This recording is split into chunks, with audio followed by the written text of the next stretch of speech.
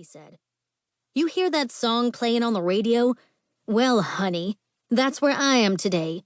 My give a damn don't give a damn if you drive a Mercedes or a rusted-out pickup. I just want to know if you've got insurance. Hell, I don't know what Dad keeps on the old vehicles, but insurance wouldn't pay for your car. I never touched you. That was your accident," he said. "But you caused it," she argued. "It wasn't me. Sue the damned deer." Larissa's emotions began to let her down. She should be mad as hell that he was the cause of her precious car being tail up, nose down in the ditch. But all she wanted to do was kiss his lips. "Oh, no," she exclaimed and turned pale. Had the wreck stirred up the dormant genes she'd gotten from her mother? She was thinking like Doreen for the first time in her life. That was scarier than facing a forest fire with a cup of water and no backup plan. He took a step forward. "What? Are you going to faint or something?" "No, I'm not going to faint. What do we do now?" She'd give up chocolate before she told a perfect stranger that she'd been thinking about her mother. She didn't even tell her best friends about Doreen. Hell, she didn't tell her enemies about Doreen. He removed his sunglasses and straw hat and looked at the two vehicles. He had dark hair and whiskey-colored eyes. She forgot all about the deer, the wreck, her mother, and even her fancy car.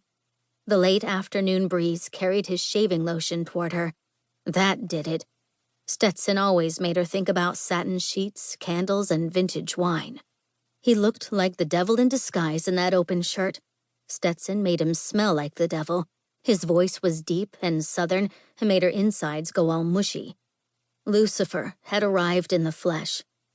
Every single thing that the former owners of the Honky Tonk, Daisy and Kathy, had told her they'd experienced the first time they'd seen their future husbands had happened in the past 10 minutes. Emotional roller coaster, physical attraction, and anger. Larissa Morley was not interested in long-term relationships, so he could take a teaspoon and dig his way back to hell with it. She was not taking the bait. "That damn deer jumped right out in front of me. I stomped the brakes but hit it anyway. If you hadn't thought right fast, your car would have slammed into my truck. It was pretty damn good defensive driving," he said in a deep Texas drawl that went from harsh to soft. "Don't try to butter me up, mister. If my car has so much as a scratch on the paint, you will fix it," she said. Larissa was beginning to understand her mother's taste in men a hell of a lot better.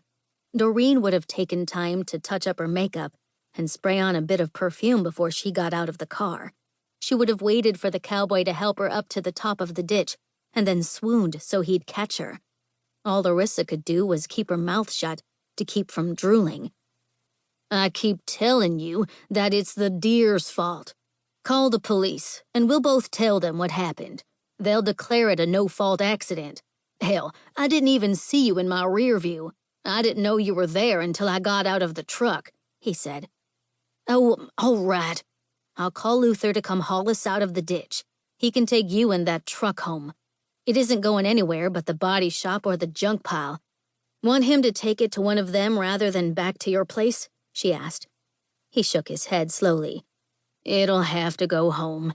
That's Dad's favorite old truck. He may shed tears." Her voice sounded almost normal when she said, "That's your problem, not mine. I'm calling Luther." "Does he work for a tow company?" he asked. "He's the bouncer at the Honky Tonk. He works for an oil company, but he's got access to a tow truck," she said. "Oh," he said flatly. He put his sunglasses back on so he could really look at the woman. It damn sure wasn't the way he wanted to meet Larissa Morley. She was prettier than the pictures his investigator had taken, and a lot smaller. He'd expected someone like Kathy Odell, 6 feet tall and practically bulletproof. But Larissa wasn't anything like Kathy. She was smaller, had thick black hair, lips made for kissing, and a body that filled out those jeans really well. She eased back down the ditch to turn off the car's engine and retrieve her cell phone. Her purse had turned upside down on the floorboard, and the phone had slid under the passenger seat. She looked like a contortionist as she stretched out across the driver's seat and console and fished around until she finally found it. Hank went back to the truck and groaned again when he saw the bash.